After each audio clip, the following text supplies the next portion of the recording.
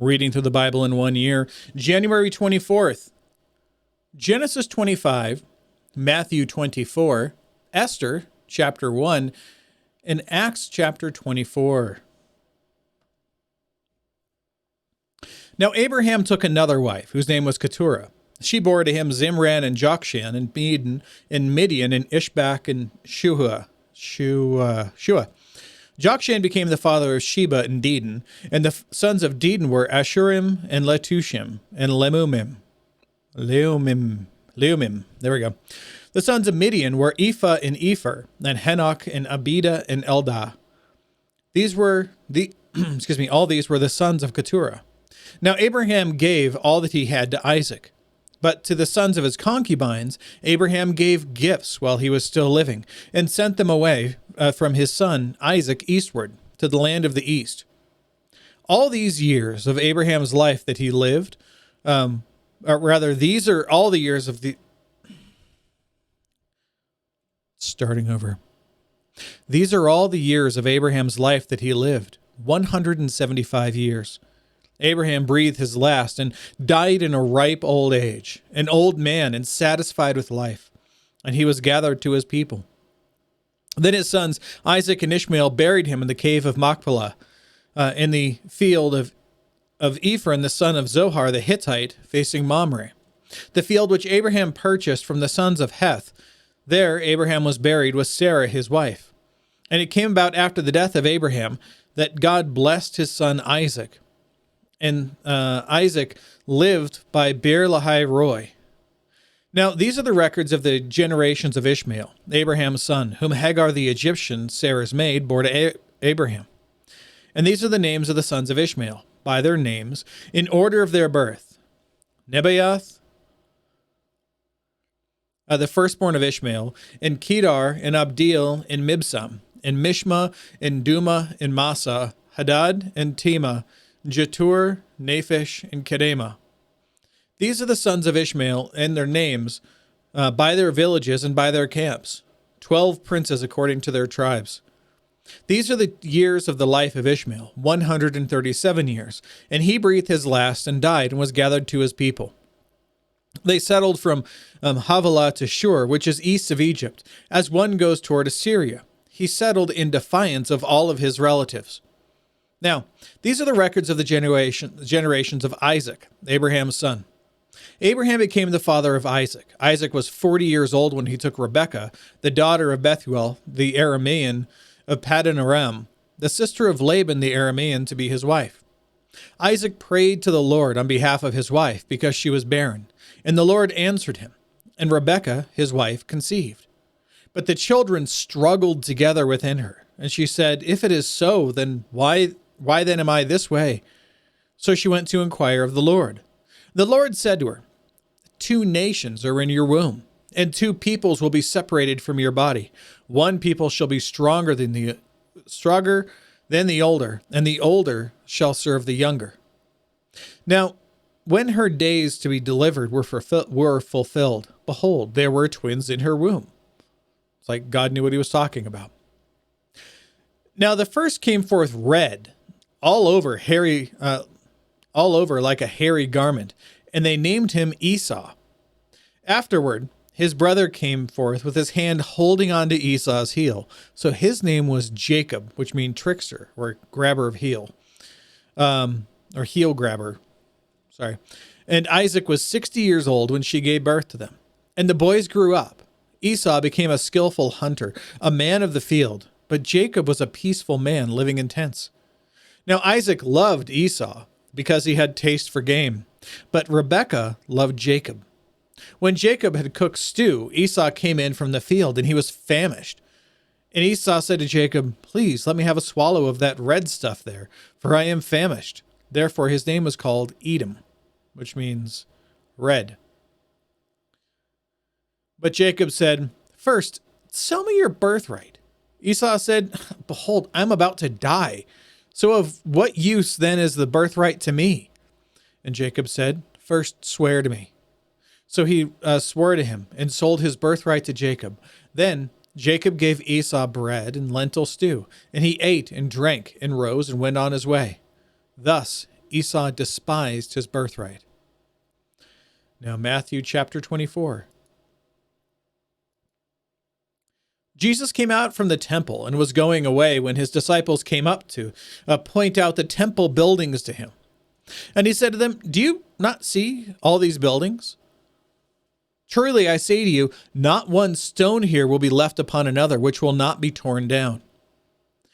As he was sitting on the Mount of Olives, his disciples came to him privately, saying, "Tell us, when will these things happen? What will be the sign of your coming and the end of the age?" See, they think he's talking about the same thing. They're really asking him three questions. And Jesus answered and said to them, "See to it that no one misleads you. For many will come in my name, saying, 'I am the Christ,' and will mislead many. You will be hearing of wars and rumors of wars. See that you are not frightened, for those things must take place, but that is not the end. For nation will rise against nation, and kingdom against kingdom, and in various places there will be famines and earthquakes. But all these things are merely the beginnings of the birth pains. Then they will deliver you to tribulation, and will kill you. And you will be hated by all the nations because of my name. At that time many will fall away, and will betray one another, and hate one another. Many false prophets will arise, and will mislead many. Because lawlessness is increased, most people's love will grow cold. But the one who endures to the end, he will be saved. This gospel of the kingdom shall be preached in the whole world as a testimony to all the nations, and then the end will come. Therefore, when you see the abomination of desolation, which was spoken of through Daniel the prophet, standing in the holy place, let the reader understand.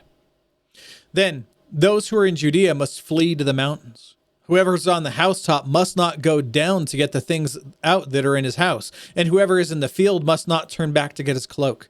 But woe to those who are pregnant and to those who are nursing babies in those days. But pray that your flight may not be in the winter or on a Sabbath. For then there will be a great tribulation, such as not occurred since the beginning of the world until now, nor ever will. Unless those days had been cut short, no life would have been saved. But for the sake of the elect, those days will be cut short. Then if anyone says to you, 'Behold, here is the Christ,' or 'There he is,' do not believe him.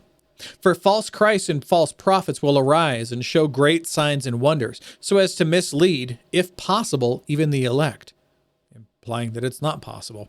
"Behold, I have told you in advance. So if they say to you, 'Behold, he is in the wilderness,' do not go out. Or 'Behold, he is in the inner rooms,' do not believe them. For just as the lightning comes from the east and flashes even to the west, so will be the coming of the Son of Man be. Wherever the corpse is, there the vultures will gather. But immediately after the tribulation of those days, the sun will be darkened, and the moon will not give its light, and the stars will fall from the sky, and the powers of the heavens will be shaken.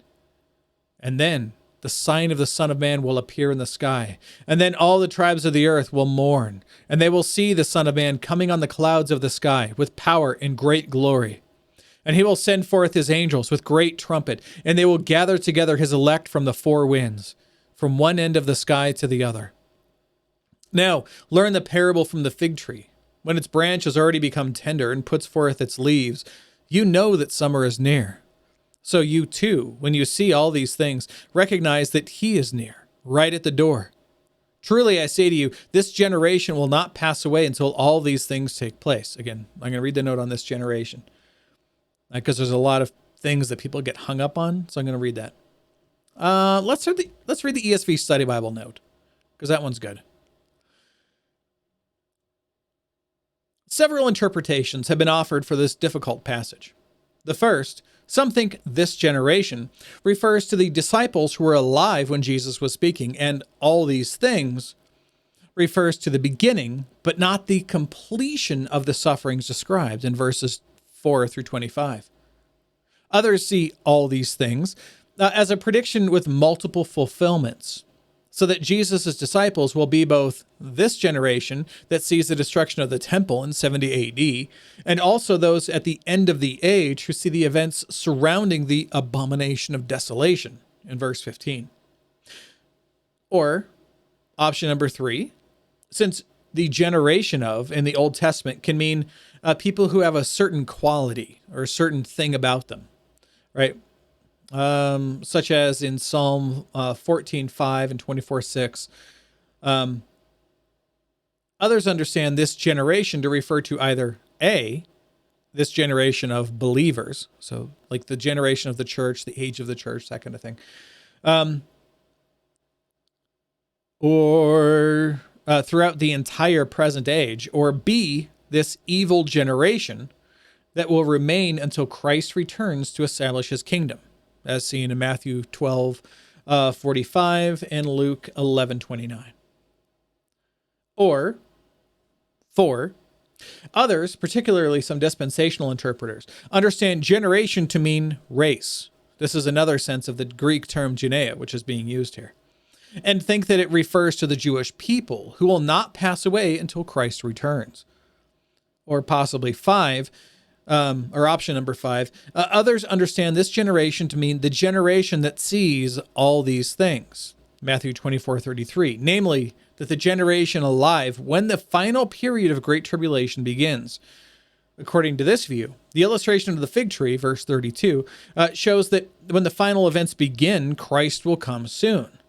Just as all these things, in verse 33, refers to events leading up to, but not including, Christ's return. So, in verse 34, all these things would refer to the same events, that is, the events described from 4 through 25.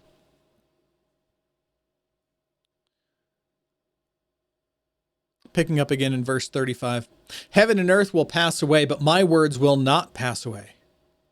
But of that day and hour no one knows, not even the angels of heaven, nor the Son, but the Father alone. For the coming of the Son of Man will be just like the days of Noah.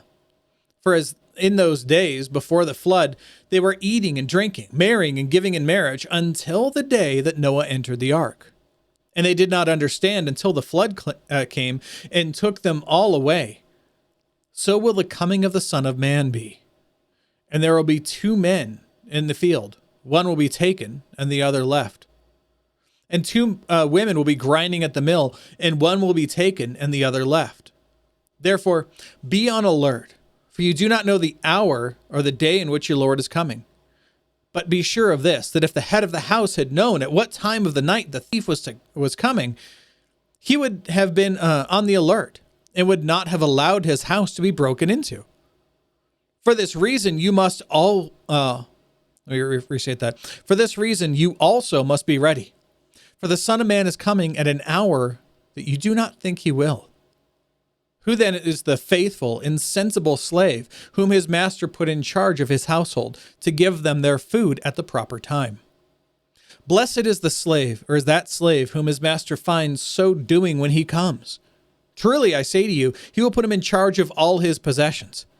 But if that evil slave says in his heart, my master is not coming for a long time, and begins to beat his fellow slaves and eat and drink with drunkards, the master of that slave will come on a day when he does not expect him, and at an hour which he does not know, and will cut him in pieces and assign him a place with the hypocrites.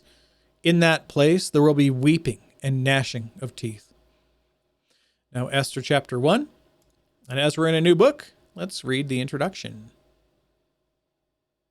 Here we go. Again, I'm reading the introduction from the English Standard Version. It's the same Bible. It's just, it's the same Bible, different translation. But my version of the NASB doesn't have an introduction on it. That's all. So here's the intro. The book of Esther never mentions God's name at all. It just doesn't. Yet God clearly orchestrated all of its events. Esther, a Jew living among the exiles in Persia, became queen of the empire at about 480 BC. Haman, a Persian official, sought to eradicate the Jewish minority, but God had prepared Esther for such a time as this, chapter 4, verse 14, to save his covenant people. The book was written some decades later to document the origins of the Jewish observance of Purim, which celebrates Israel's survival and God's faithfulness. The author is unknown, but some believe it could have been Esther's cousin Mordecai, who was a key person in the book. Throughout the book, we see God's sovereign hand preserving his people, showing that everything is under his control. Let's begin. Now, it took place in the days of Ahasuerus. The Ahasuerus reigned from India to Ethiopia, over 127 provinces. In those days, as King Ahasuerus sat on his royal throne, which is at the citadel in Susa, in the 3rd year of his reign, he gave a banquet for all his princes in attendance, the army of officers of Persia and Media, the nobles and princes of his provinces being in his presence. And he displayed the riches of his royal glory and the splendor of his great majesty for many days, 180 days, 6 months he held this thing. When these days were completed, the king gave a banquet lasting 7 days for all the people who were present at the citadel in Susa, from the greatest to the least, in the court of the garden of the king's palace. There were hangings of fine white and violet linen held by cords of fine purple linen, on silver rings and marble columns, and couches of gold and silver on mosaic pavement of porphyry, marble, mother of pearl, and precious stones. Drinks were served in golden vessels of various kinds, and the royal wine was plentiful, according to the king's bounty. The drinking was done according to the law. There was no compulsion. For so the king had given orders to each official of his household, that he should do according to the desires of each person. Queen Vashti also gave a banquet for the women in the palace which belonged to King Ahasuerus. On the 7th day, the final day of the celebration, when the heart of the king was merry with wine, he was drunk, he commanded Mehuman, Biztha, Harbona, Bigtha, Abagtha, Zethar, and Carcass, the 7 eunuchs who served in the presence of King Ahasuerus, to bring Queen Vashti before the king with her royal crown, in order to display her beauty to the people and the princes, for she was beautiful. But Queen Vashti refused to come at the king's command, delivered by the eunuchs. Then the king became very angry, and his wrath burned within him.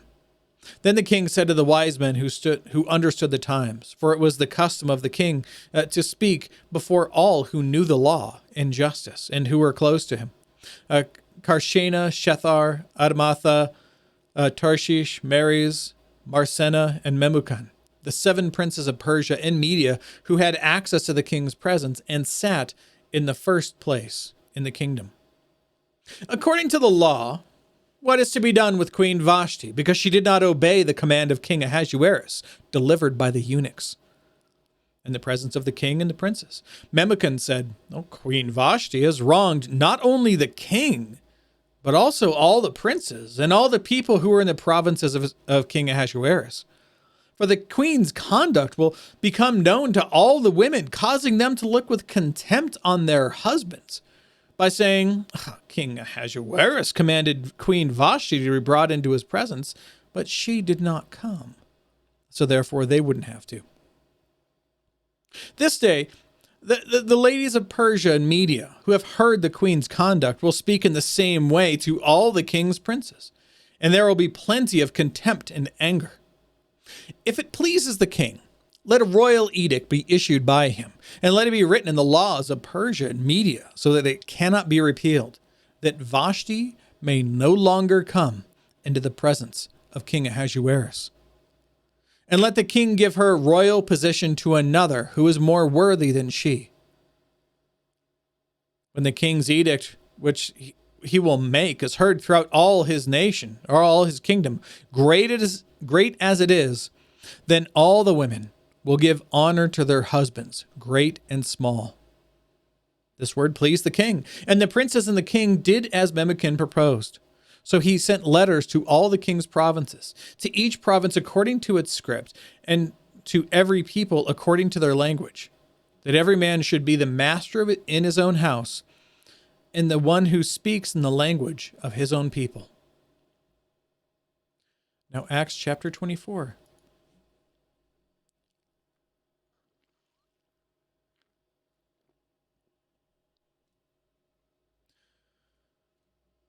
5 days after, the high priest Ananias came down with some elders, with an attorney named Tertullus, and they brought charges to the governor against Paul. After Paul had been summoned, Tertullus began to accuse him, saying to the governor, "Since we have, through you, attained much peace, and since by your providence reforms are being carried out for this nation, we acknowledge this in every way and everywhere, most excellent Felix, with all thankfulness. But that it might not weary you any further, I beg you to grant us, by your kindness, a brief hearing. For we have heard this man, a real pest, and a fellow who stirs up dissension among all the Jews throughout the world, and a ringleader of the sect of the Nazarenes. And he even tried to desecrate the temple, and then we arrested him. We wanted to judge him according to our own law. But Lysias, how far does this line go? I see the bracket here. Okay, so you see the brackets, right, from the end of chapter 6 through the beginning part of chapter 8. Verse 6 through verse 8. Remember, brackets mean this wasn't something that was part of the original manuscripts. So we include it, but just know that it probably wasn't actually part of the text. So let's read that.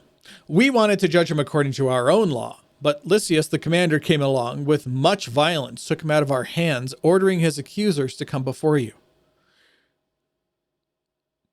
By examining himself concerning all these matters, you'll be able to ascertain the things of which we accuse him. The Jews also joined in the attack, asserting that these things were so. When the governor had nodded for him to speak, Paul responded.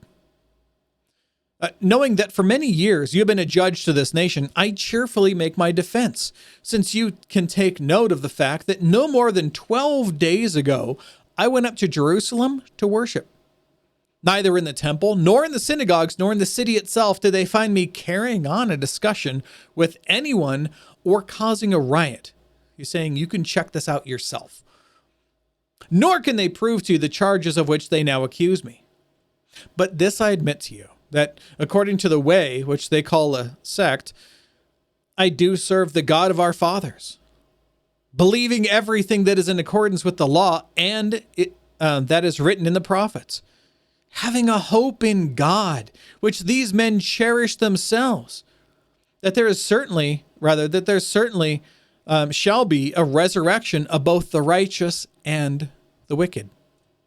In view of this, I do my best to maintain always a blameless conscience, both before God and before men. Now, after several years, I came to bring alms to my nation and to present offerings, in which they found me occupied in the temple, having been purified without any crowd or uproar. But there were some Jews from Asia who ought to have been present before you to make an accusation if they should have anything against me. Or else let these men themselves tell what misdeed they found when I stood before the council. Other than that, for the one statement which I shouted out while standing among them, for the resurrection of the dead, I am on trial before you today. But Felix, having a more exact knowledge about the way, put them off, saying, when Lysias the commander comes down, I will decide your case. Then he gave orders to the centurion for him, Paul, to be kept in custody and yet to have some freedom, and not to prevent any of his friends from ministering to him. But some days later, Felix arrived with Drusilla, his wife, who was a Jewess, and sent for Paul and heard him speak about faith in Christ Jesus. But as he was discussing righteousness and self-control and the judgment to come, Felix became frightened and said, Go away for the present, and find me, and when I find time, I will summon you.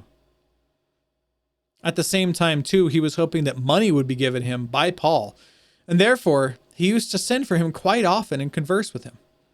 But after 2 years had passed, Felix was succeeded by Porcius Festus, and, wishing to do the Jews a favor, Felix left Paul imprisoned.